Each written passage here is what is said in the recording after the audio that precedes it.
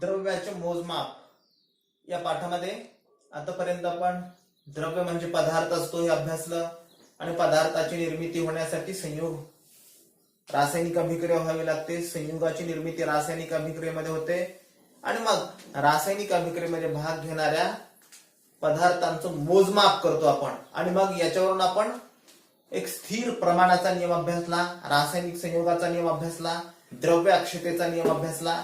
रासायनिक अभिक्रियेमध्ये तयार होणारे जे पदार्थ असतात ते पदार्थ म्हणजे संयुग असतात आणि संयुगाचे गुणधर्म हे घटक मूलद्रव्यांपेक्षा भिन्न असतात. अभिक्रियाकारक आणि रासायनिक अभिक्रियेमधून तयार होणारे उत्पादित यांची वस्तुमान यांची वजन समान असतात, म्हणजे तिथं प्रमाण त्यांचं बदलत नाही. त्याचबरोबर आपण रासायनिक अभिक्रियेमध्ये भाग घेणाऱ्या अणूंचा आकार अभ्यासला. अणू लहान जरी असले तरी त्यांना देखील आकार असतो आणि मग ह्या आकाराची संकल्पना आपण समजावून घेतली. अणूचं वस्तुमान, अणूच्या केंद्रकामध्ये असणाऱ्या प्रोटॉनच्या आणि न्यूट्रॉनच्या एकूण संख्येवर अणूचं वस्तुमान अवलंबून असतं किंवा दोघांची बेरीज, प्रोटॉन आणि न्यूट्रॉनची बेरीज म्हणजे अणु वस्तुमान असतं, हे देखील अभ्यासलं. त्यानंतर रेणू वस्तुमान ही संकल्पना अभ्यासली. एखादा रेणू तयार व्हायचा म्हणजे रासायनिक संयोग व्हावा लागतो आणि रासायनिक अभिक्रियेतून रासायनिक संयोग होऊन संयुगांची निर्मिती होते आणि ह्या संयुगामध्ये सहभागी असणाऱ्या सर्व अभिक्रियाकारकातील मूलद्रव्यांच्या अणूंच्या अणुवस्तुमानांची बेरीज म्हणजे असतं त्याचा रेणू वस्तुमान, हे पण आपण अभ्यासलं. त्यानंतर आपण मोल नावाची संकल्पना अभ्यासली. अवोगाड्रोचा अंक अभ्यासला.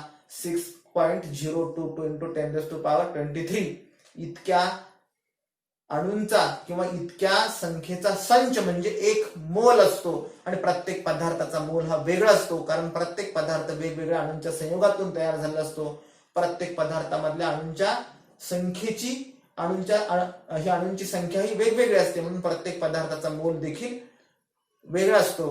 पाण्याचा 1 मोल आणि कार्बन डायऑक्साईडचा 1 मोल. पाण्याचा 1 मोल म्हणजे 18 ग्रॅम पाणी म्हणजे पाण्याचा 1 मोल आणि 44 ग्रॅम कार्बन डायऑक्साईड म्हणजे कार्बन डायऑक्साईडचा 1 मोल. आणि अवोगाड्रो नावाच्या इटालियन शास्त्रज्ञांनी याबद्दलचं मौलिक संशोधन करून आपल्याला अभ्यासण्यासाठी किंवा लक्षात येण्यासाठी सोयीचं होईल या दृष्टीनं प्रयत्न केला, हे देखील आपण अभ्यासलं. त्यानंतर आपण संयुजा म्हणजे काय हे अभ्यासत होतो. एखाद्या मूलद्रव्याच्या अणूने रासायनिक अभिक्रियेमध्ये भाग घेतल्यानंतर दिल्या किंवा घेतल्या गेलेल्या इलेक्ट्रॉनच्या संख्येला संयुजा म्हणतात किंवा इलेक्ट्रॉनची भागीदारी केल्यानंतर जितके इलेक्ट्रॉन भागीदारीमध्ये घेतले जातात, वापरले जातात, त्या इलेक्ट्रॉनच्या संख्येला आपण संयुजा म्हणतो किंवा त्याच्यावरून ठरत असते संयुजा, हे आपण अभ्यासलं. आता आपल्याला पुढचा मुद्दा अभ्यासायचा या पाठामध्ये परिवर्ती संयुजा म्हणजे काय. तर परिवर्ती कशाला म्हणतात. परिवर्तन या शब्दापासून परिवर्ती म्हणजे कशी, बदलणारी. परिवर्ती म्हणजे बदलणारी. आता मी माग तुम्हाला सांगत असताना सांगितलं काही मूलद्रव्यांच्या अणू समोरच्या मूलद्रव्याला किती इलेक्ट्रॉन हवे आहेत किंवा आता आपण संयुजेचा जरा विस्ताराने अभ्यास करतोय. अगोदर आपण एकच संयुजी, प्रत्येक मूलद्रव्याची एक संयुजी असते, हेच आजपर्यंत मी तुमच्या समोर म्हणत गेलो. परंतु आता कालच्या तासामध्ये किंवा याच्या अगोदरच्या व्हिडिओमध्ये मी तुम्हाला म्हटलं काही मूलद्रव्यांच्या संयुजा अशा असतात की समोरच्या मूलद्रव्याला किती इलेक्ट्रॉनची आवश्यकता आहे त्यानुसार आपली संयुजा बदलतात देखील काही मूलद्रव्ये. आता ते कसं, तर ते आता आपल्याला अभ्यासायचे. आणि मग अशा मूलद्रव्यांना, ज्या मूलद्रव्यांची संयुजा 1 नसते तर 2 असतात त्यांना संयुजा, मग कधी अशी आणि कधी तशी, म्हणजे कधी 1 असेल किंवा कधी 2 असेल, कधी 2 असेल तर कधी 3 असेल, असे देखील काही मूलद्रव्यांचे अणू आहेत ते आपल्या 2 संयुजा दाखवतात.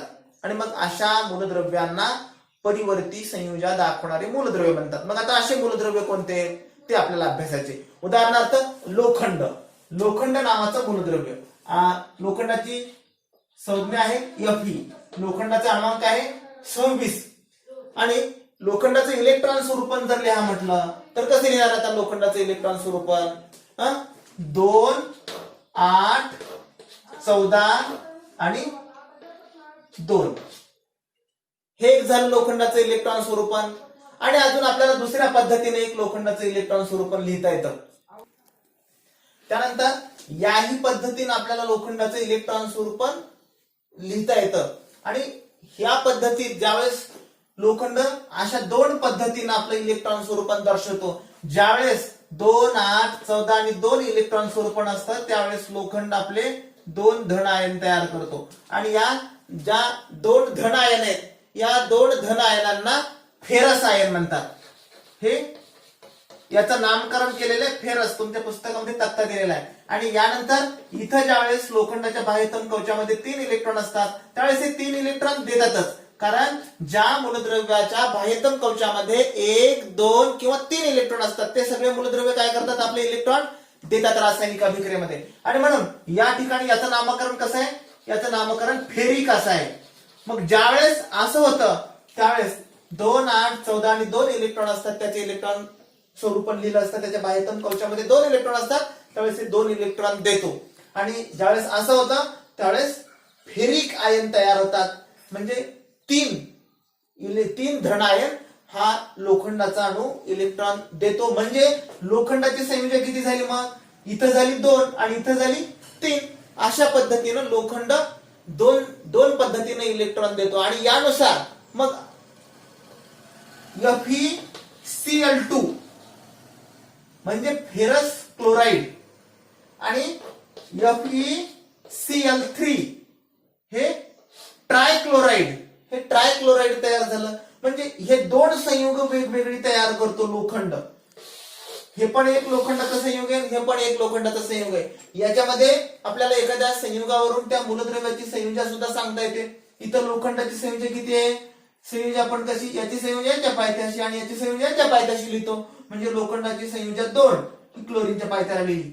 ज्यावेळेस फेरस आयन तयार होतात त्यावेळेस त्याची संयोजन 2 असते आणि ज्यावेळेस फेरिक आयन तयार होतात त्यावेळेस त्याची संयोजन किती असते, लोखंडाची 3 असते. म्हणजे लोखंड हा दुहेरी संयोजन दर्शवणारा मूलद्रव्य आहे. आपल्याकडे अजून अशी भरपूर मूलद्रव्यांचे अणू आहेत जे दुहेरी संयोजन दर्शवतात. तुम्ही पुढच्या वर्गामध्ये गेल्यानंतर आपल्याला आधुनिक आवर्त सारणी अभ्यासायचे आणि त्या आधुनिक आवर्त सारणीमध्ये 4 खंड तयार केले आहेत. त्याच्यापैकी जो मधला खंड आहे त्या मधल्या खंडामधले सगळे मूलद्रव्य संक्रामक मूलद्रव्य आहेत आणि संक्रामक मूलद्रव्य म्हणतात त्यांना. एस खंड, पी खंड, डी खंड, एफ खंड असे खंडांची नाव आहेत. त्यापैकी संक्रामक मूलद्रव्यांच्या ज्या मूलद्रव्यांच्या बाह्यतम 2 कक्षा अपूर्ण असतात. आता बघा इथं 2 अपूर्ण आहेत की नाही, ही पण अपूर्ण आहे, ही पण अपूर्ण आहे. या कक्षेची कमाल मर्यादा किती आहे, तिसऱ्या कक्षेची 18 आहे आणि याच्या पुढच्या कक्षेची 32 आहे, चौथ्या कक्षेची. आणि या दोन्ही कक्षा अपूर्ण आहेत त्यांच्या. ज्या मूलद्रव्यांच्या अणूंच्या बाह्यतम 2 कक्षा अपूर्ण असतात ती सगळी मूलद्रव्य परिवर्ती संयोजन दर्शवतात. परिवर्ती म्हणजे काय, एकापेक्षा अनेक किंवा 2 किंवा त्यापेक्षा जास्त दाखवतील. आता इथं 2 दाखवले तर आपल्याला ही उदाहरणं. म्हणून अशी मूलद्रव्य शोधा असं म्हटलेलं आहे तुम्हाला. अशी मूलद्रव्य शोधा म्हणजे काय, अशी सगळी मूलद्रव्य संक्रामक मूलद्रव्य आहेत आणि आधुनिक आवर्त सारणीमध्ये अशा मूलद्रव्यांची संख्या देखील भरपूर आहे. हा झाला एक उदाहरणादाखलचा नमुना. अजून आपण अशी 1-2 उदाहरणं अभ्यासू. त्यानंतर दुसरं उदाहरण आहे मर्क्युरी म्हणजे पारा. याचा अणुअंक आहे 80. इलेक्ट्रॉन स्वरूपण आपल्याला 2 पद्धतीने लिहिता येतं. हे इलेक्ट्रॉन स्वरूपण 2, 8, 18, 32, 18, 2 या पद्धतीने देखील इलेक्ट्रॉनचं वितरण होतं. आणि 2, 8, 18, 32, 19, 1 या पद्धतीने देखील आपल्याला याचं इलेक्ट्रॉन स्वरूपण आपण लिहू शकतो. कारण काय, हा रासायनिक अभिक्रियेमध्ये इलेक्ट्रॉन स्वरूपण असं लिहिलंय म्हणजे तो रासायनिक अभिक्रियेमध्ये असा भाग घेतो असं नाही, तर तो रासायनिक अभिक्रियेमध्ये भाग घेत असताना आपली संयोजन अशी दर्शवितोय म्हणून आपण इलेक्ट्रॉन स्वरूपण असं लिहिलंय. आपण असं लिहिलंय म्हणून तो तसं वागतो असं नाही, तर रासायनिक अभिक्रियेमध्ये भाग घेतल्यानंतर त्याचं वर्तन त्या पद्धतीचं असतं म्हणून आपण याच्या संयोजनाचं निर्धारण या पद्धतीने केलं. म्हणजे इथं संयोजन किती आहे, इथं याची संयोजन आउटर मोस्ट ऑर्बिट मधले हे 2 इलेक्ट्रॉन देऊन टाकतो म्हणून याची संयोजन 2. इथं मात्र आउटर मोस्ट ऑर्बिट मध्ये 1 इलेक्ट्रॉन्स आहे आणि 1 इलेक्ट्रॉन असल्यामुळे हा 1 इलेक्ट्रॉन देऊन टाकतो म्हणून इथे याची संयोजन 1. आणि मग ज्यावेळेस हा 1 इलेक्ट्रॉन देतो त्यावेळेस त्याला मर्क्युरस म्हणतात, मर्क्युरस. आणि ज्यावेळेस 2 इलेक्ट्रॉन देतो त्यावेळेस त्याचं मर्क्युरिक. आता मर्क्युरिक ऑक्साईड आणि मर्क्युरस ऑक्साईड देखील ज्यावेळेस 1 इलेक्ट्रॉन दिलेला असतो त्यावेळेस त्याचं नामकरण मर्क्युरस असं झालेलं आहे. ज्यावेळेस 2 इलेक्ट्रॉन देतो त्यावेळेस त्याचं नामकरण मर्क्युरिक असं होतं. तर हे सगळे मग सांगितल्याप्रमाणे संक्रामक मूलद्रव्य म्हणजे हे डी खंडामधले मूलद्रव्य आहेत. आपल्या आवर्त सारणीचं 4 खंडामध्ये विभाजन केले त्याच्यामधले डी खंड असे अनेक मूलद्रव्य आहेत. आपल्याला 2-3 अभ्यासतोय आपण. त्याच्यानंतर तांबे नावाचं मूलद्रव्य त्याची संज्ञा CU अणुअंक 29 आहे. इलेक्ट्रॉन स्वरूपण 2, 8, 18, 1 असं आहे. एका पद्धतीनं तो 1 संयोजन दाखवतो आणि दुसऱ्या वेळेस कधीतरी तो 2 संयोजन दाखवतो. म्हणजे समोरचा मूलद्रव्य कसा असेल त्यानुसार त्याच्या मूलद्रव्याचा म्हणजे अणू इलेक्ट्रॉनची देवाणघेवाण करण्यामध्ये बदल करतो. आणि ज्यावेळेस एक इलेक्ट्रॉन देतो, हा एक इलेक्ट्रॉन दिला की एक धन आयन तयार झाला या तांब्याचा, याला क्युप्रस आयन म्हणतात. आणि ज्यावेळेस हा दोन इलेक्ट्रॉन देतो म्हणजे दोन धन आयन तयार होतात. आणि हे जर दोन धन आयन जर तयार झाले तर ते क्युप्रिक आयन तयार झाले. म्हणजे या पद्धतीने याचं नामकरण सुद्धा होतं.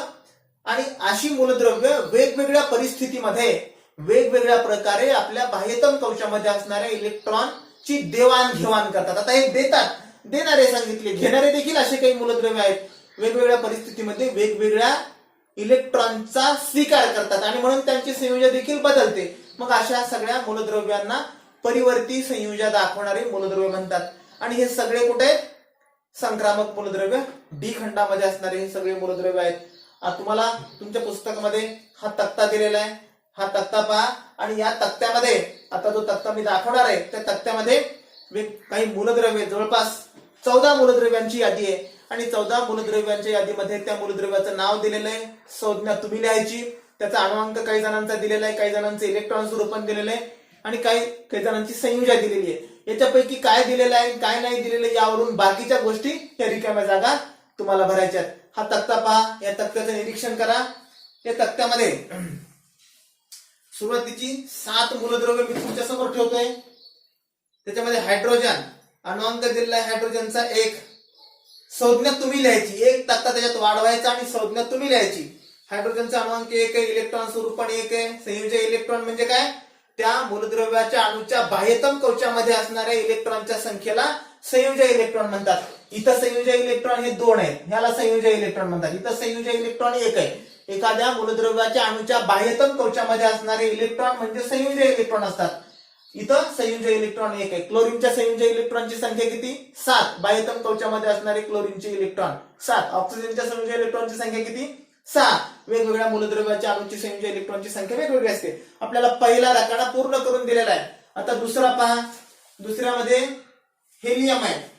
हेलियम 2 अणुअंक, इलेक्ट्रॉन स्वरूपण 2, संयोजा 2.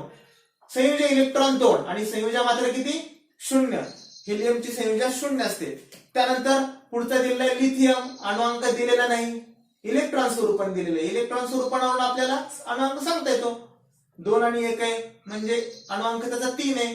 संयोजक इलेक्ट्रॉन किती? 1 आणि संयोजक सुद्धा किती? 1च. त्यानंतर बेरिलियम, संज्ञा लिहा बेरिलियमची बी, अणुअंक 4 दिलेला आहे, इलेक्ट्रॉन स्वरूपण 2 आणि 2 लिहावं लागेल. आणि मग संयोजक इलेक्ट्रॉन किती आहे? त्याच्या बाह्यतम कवचामध्ये संयोजक इलेक्ट्रॉनची संख्या बेरिलियमच्या 2 आहे आणि मग संयोजक सुद्धा किती? 2 दिलेली आहे. बोरॉन बी 5 आहेत, अणुअंक त्याचा 5 आहे, इलेक्ट्रॉन स्वरूपण दिलेले 2 आणि 3. संयोजक इलेक्ट्रॉनची संख्या म्हणजे बाह्यतम कवचातील इलेक्ट्रॉन किती आहेत? बाहेरच्या कक्षेत 3 आहेत म्हणून आपण 3 लिहिलं. त्याची संयोजक सुद्धा किती? 3च. त्यानंतर कार्बन दिलेला आहे, सी कार्बन, कार्बनचा अणुअंक असतो 6. तुम्हाला तिथे लिहायचं आहे कारण इलेक्ट्रॉन स्वरूपण दिलेले आहे 2 आणि 4. संयोजक इलेक्ट्रॉनची संख्या 4 आणि मग संयोजक किती कार्बनची? 4च. त्यानंतर नायट्रोजन दिलेला आहे, नायट्रोजनचा अणुअंक 7, इलेक्ट्रॉन स्वरूपण तुम्ही लिहा म्हटलेले.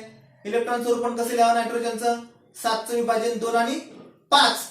2 आणि 5 आहे म्हणजे या ठिकाणी बाह्यतम कवचामध्ये असणाऱ्या इलेक्ट्रॉनची संख्या किती? संयोजक इलेक्ट्रॉन आणि त्याची संयोजक किती? नायट्रोजनची संयोजक असते 3. हे आपल्याला यावरून लिहिता येईल. आता हा झाला एक तक्ता. त्यानंतर oxygen, fluorine, neon, sodium, magnesium, aluminium आणि सिलिकॉन याचा दुसरा तक्ता आहे. आता तुमच्या समोर हा तक्ता पहा. या तक्त्यामध्ये देखील याच पद्धतीनं मूलद्रव्यांचे अणू आणि त्यांचं अणुअंक, इलेक्ट्रॉन स्वरूपण, संयोजक इलेक्ट्रॉन दिलेले आहेत काही जणांचे आणि काही जणांचे तुम्हाला लिहायचे. त्यानंतर पुढचा मूलद्रव्य ऑक्सिजन, अणुअंक दिलेला आहे 8, इलेक्ट्रॉन स्वरूपण तुम्ही लिहायचं 2 आणि 6, संयोजक इलेक्ट्रॉन 6, बाह्यतम कवचामध्ये असणाऱ्या इलेक्ट्रॉनची संख्या 6 आहे. मग संयोजक किती? आता 6 इलेक्ट्रॉन आहेत बाह्यतम कवचामध्ये म्हणजे याला अष्टक व्हायला किती लागतील? 2 लागतील. 2 घेईल हा इलेक्ट्रॉन म्हणून याचे संयोजक 2. फ्लोरीन अणुअंक दिलेला आहे 9, इलेक्ट्रॉन स्वरूपण तुम्ही लिहा म्हटलेले 2चं इलेक्ट्रॉन स्वरूपण लिहिता येईल आपल्याला 2 आणि 7. संयुजा इलेक्ट्रॉन किती आहेत? 7 आहेत बाह्यतम कवचामध्ये. संयुजा 1. निऑन 10 दिलेले इलेक्ट्रॉन स्वरूप लिहा. आता 10 इलेक्ट्रॉन स्वरूप अणुअंक 10 म्हणजे इलेक्ट्रॉन स्वरूप इलेक्ट्रॉनची वाटणी 2 आणि 8 अशी करावी लागेल आपल्याला. मग संयुजा इलेक्ट्रॉन किती इथं? इथं संयुजा इलेक्ट्रॉन बाह्यतम कवचामध्ये असणाऱ्या इलेक्ट्रॉनची संख्या बघा किती आहे. आणि मग याची संयुजा किती? 0. हा इलेक्ट्रॉनची देवाणघेवाण करणार नाही कारण याचा अष्टक पूर्ण आहे. त्यानंतर सोडियमचं इलेक्ट्रॉन स्वरूप 2, 8 आणि 1 असं दिलेलं आहे. अणुअंक त्यावरून लिहायचं आपल्याला. अणुअंक 11. संयुजा इलेक्ट्रॉन 1, संयुजा देखील 1. मॅग्नेशियम 12, इलेक्ट्रॉन स्वरूप 2, 8, 2. संयुजा इलेक्ट्रॉन 2 आणि संयुजा देखील 2. त्यानंतर अल्युमिनियमचा अणुअंक दिलेला आहे 13, इलेक्ट्रॉन स्वरूप पण दिलेलं आहे. संयुजा इलेक्ट्रॉन किती मग? 3 आणि संयुजा सुद्धा 3. सिलिकॉन 14 दिलेला आहे अणुअंक. सिलिकॉनचा इलेक्ट्रॉन स्वरूप लिहा म्हटलेलं आहे. लिहिता येईल आपल्याला 2, 8 आणि 4 आणि संयुजा इलेक्ट्रॉन 4 आणि संयुजा देखील 4. यावरून आपल्याला या मूलद्रव्यांच्या संयुजेचं निर्धारण कसं करतात हा तक्ता तुम्ही करा असं म्हटलं होतं. त्यानंतर आपल्या पुस्तकामध्ये परिवर्ती संयुजा दाखवणारी काही मूलद्रव्य दाखवलेली आहेत आणि मग हेच आहेत ते मूलद्रव्य 3. मी याचं विस्तारानं तुमच्या समोर स्पष्टीकरण केलेलं आहे. नेमकी परिवर्ती संयुजा कशी दाखवतात यावरून तुम्हाला परिवर्ती संयुजा म्हणजे काय आणि संयुजा म्हणजे काय आणि कोणते मूलद्रव्य परिवर्ती संयुजा दर्शवतात. संयुजा हा त्या मूलद्रव्याचा मूलभूत गुणधर्म असतो आणि तो कशावरून ठरतो? त्या मूलद्रव्याच्या अणुअंकावरून. आणि अणुअंक म्हणजे काय? इलेक्ट्रॉन किंवा प्रोटॉनची संख्या. याच्यावरून आपण इलेक्ट्रॉनचं निर्धारण बाह्यतम कवचामध्ये असणाऱ्या इलेक्ट्रॉनचं निर्धारण करतो. ते कशावरून? इलेक्ट्रॉन स्वरूपणावरून. आणि यावरून संयुजा ठरते. म्हणजे अणुअंक, इलेक्ट्रॉन स्वरूप, संयुजा आणि रासायनिक अभिक्रियेमध्ये भाग घेणे किंवा न घेणे या सगळ्या बाबी परस्परांशी संबंधित आहेत. ही गोष्ट आपल्याला या ठिकाणी लक्षात येते.